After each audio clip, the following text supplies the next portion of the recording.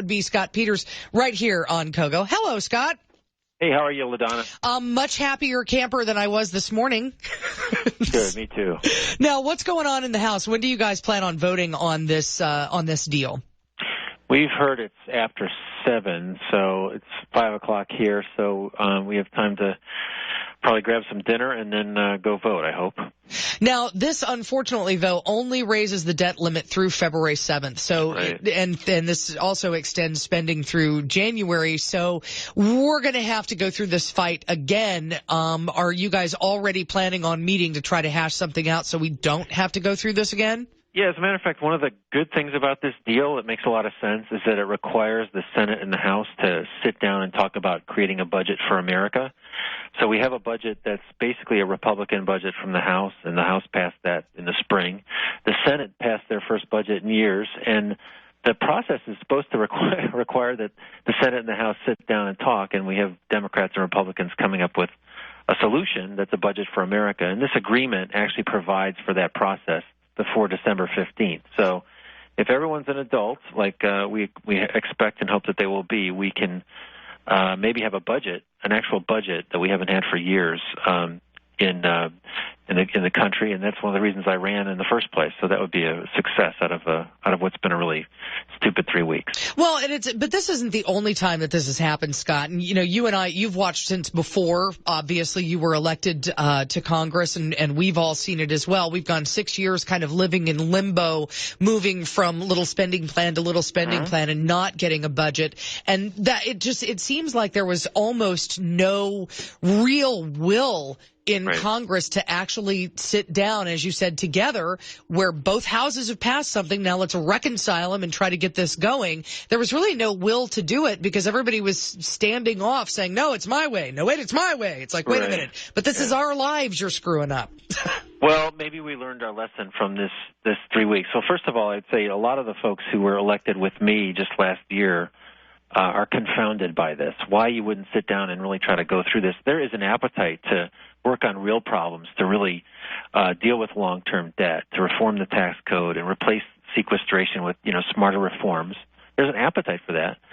And I think, people saw how stupid this whole notion of stopping the government and threatening default was. It didn't get us anywhere. So I like the idea of an outlet that gives us a way to be productive, and I certainly think people heard from home, like I did, that this was hurting folks, and they're tired of us not doing our jobs.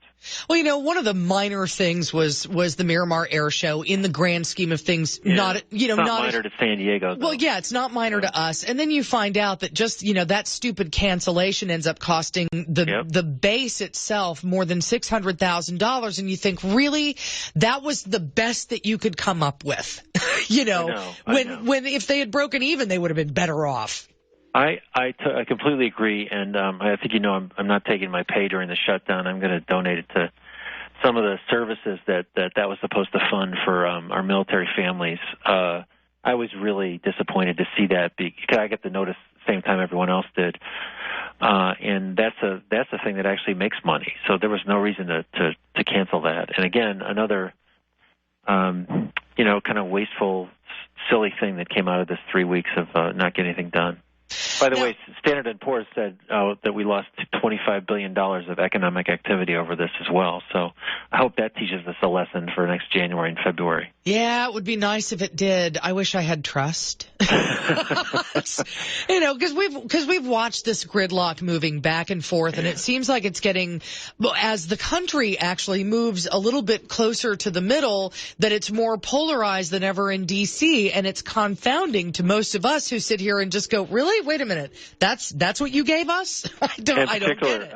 I'm particularly in San Diego, where people often ask me what's the most surprising thing about D.C., and it's the cultural difference between home and here. And maybe this is true in other places, but in San Diego, it's very typical. We sit around a table without regard to rank. If you got a good idea, I'll work with you. Let's solve the problem. Let's move ahead.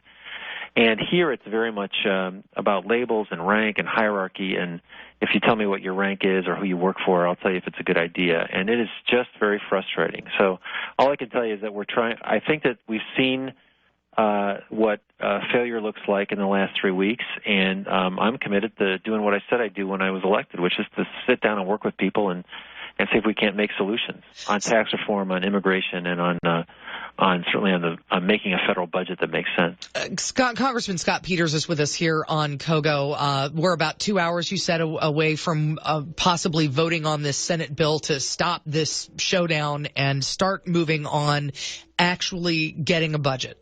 Right. I hope. Wouldn't that be great? Yeah, it really would. Well, you know what? Boehner came out and said that they were going to vote for it. So I suspect that, speaking of leadership and who's in charge, that they probably have got everybody in the House to go for it, and go ahead and move forward on this. But, with all due respect, it just absolutely has driven most of us crazy to watch this, especially because when you looked at the shutdown, Congressman, it was not really productive in that, well, okay, we're going to pay all the people that we told not to go to work, so we got nothing out of that. It was not even penny wise and pound foolish. It was pound foolish and pound foolish. Yeah. No, it's. Yeah.